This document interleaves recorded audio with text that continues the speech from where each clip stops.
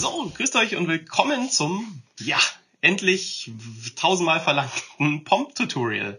Ich bin Alex von Pomadeshop und ich zeige euch heute mal, wie ich meine Pomp kämme.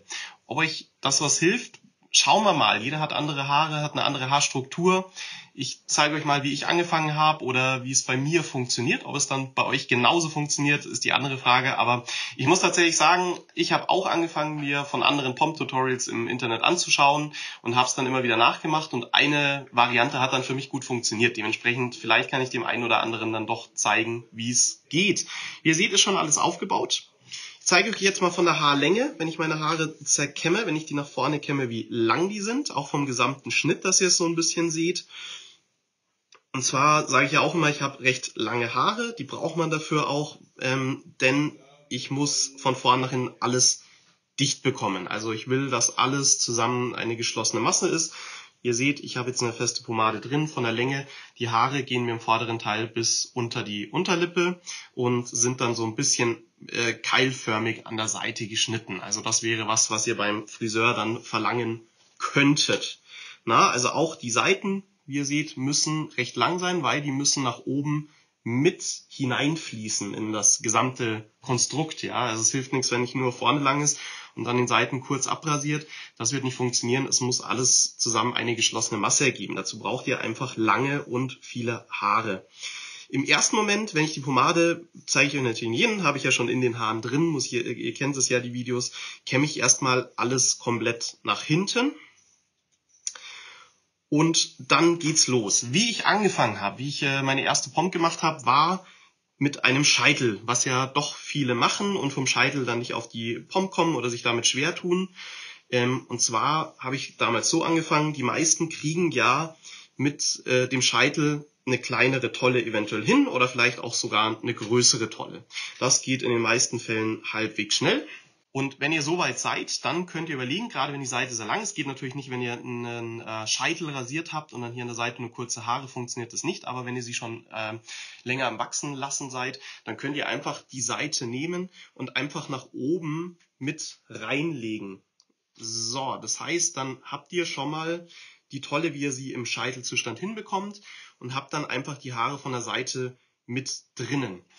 Was natürlich ist, von vorne schaut es dann meistens im ersten Moment sehr, sehr gut aus. Was immer mit langen Haaren ist, ihr habt das Problem nach hinten hin. Da heißt es aufräumen. Und da schnappt ihr euch am besten einen kleinen Taschenspiegel oder euer Handy mit der Kamerafunktion rückwärts und dann haltet ihr euch die am Hinterkopf und dann fangt ihr an, nach hinten hin alles so ein bisschen aufzuräumen. Also das ist eigentlich tatsächlich mit sogar vielleicht das Aufwendigste an dieser Frisur.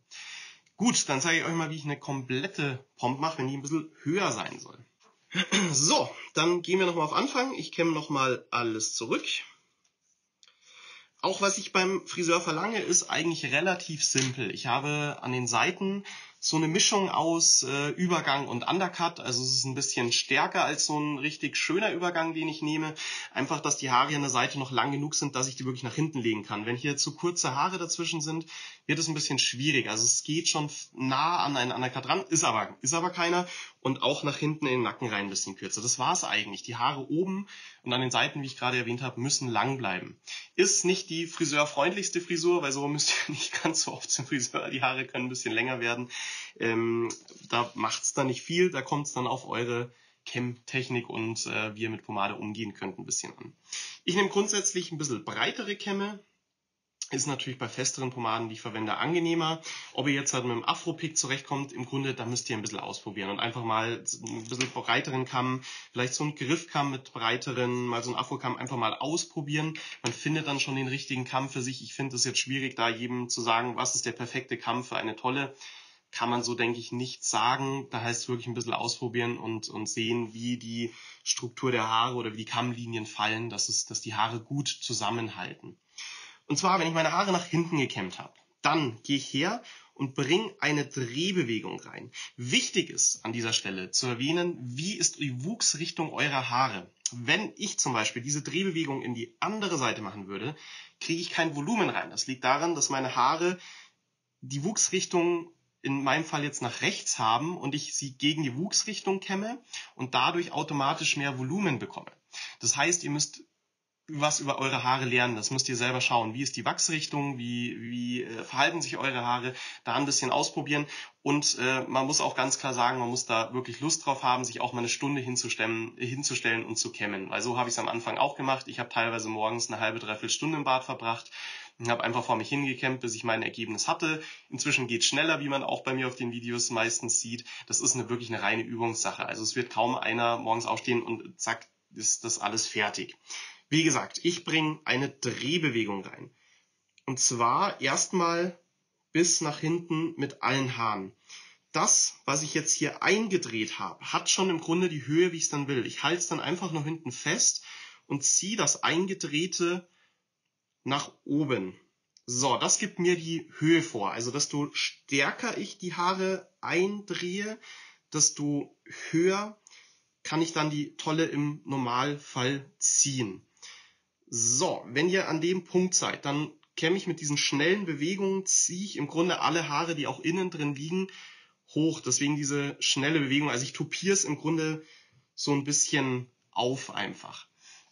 Und das Schwierigste jetzt ist natürlich, alle Haare, die ringsrum sind, dass die auch mit in dieses Konstrukt reinspielen. Und das ist, was eigentlich am längsten dauert.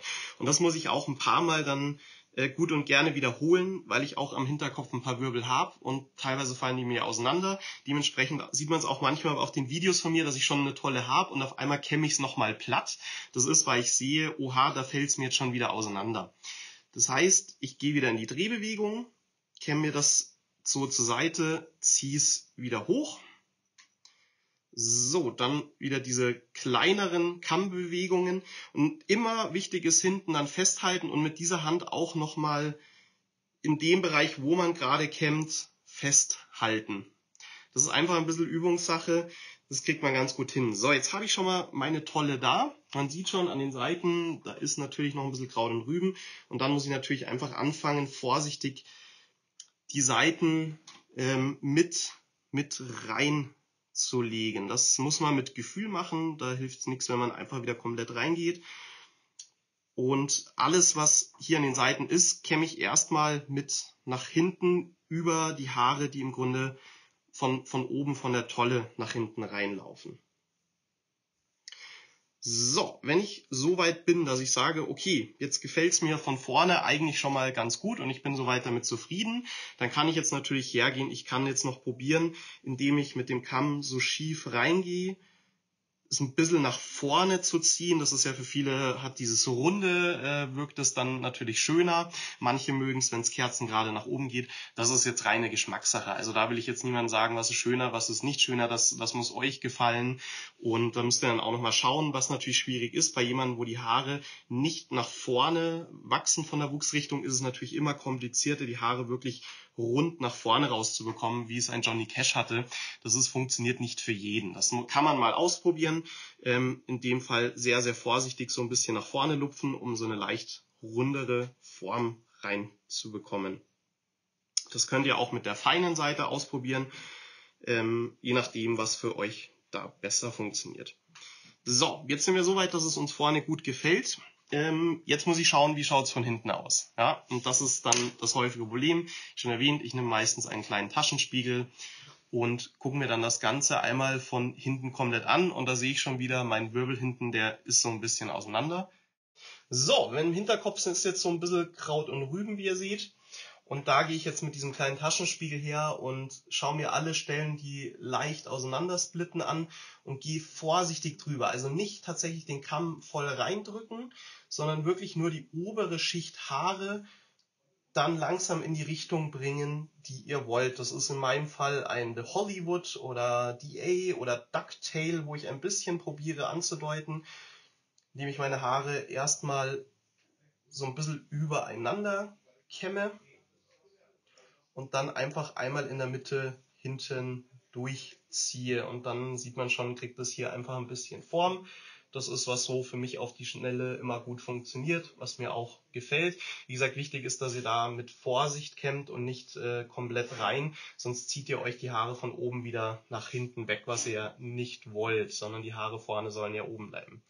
Ja, und dann bin ich soweit eigentlich ganz zufrieden. Abschließend, wenn ich soweit sage, das ist alles für mich okay. Ich kann jetzt natürlich nochmal hergehen und je nachdem, wie perfektionistisch ich veranlagt bin und das möchte, dass wirklich jedes kleine Haar ganz genau sitzt, kann ich natürlich jetzt immer noch vorsichtig so ein paar Nachstellen nachkämmen. Was ich natürlich sehe, ist, dass die Seiten noch so ein bisschen abstehen und da gehe ich dann einfach her und gehe mit einer Haarbürste drüber, weil so schön wie mit einer Haarbürste kriegt man die Haare an der Seite einfach mit einem Kamm nicht angelegt. Auch der Glanz wird nochmal stärker an den Seiten und das gefällt mir natürlich in dem Fall auch nochmal ganz gut.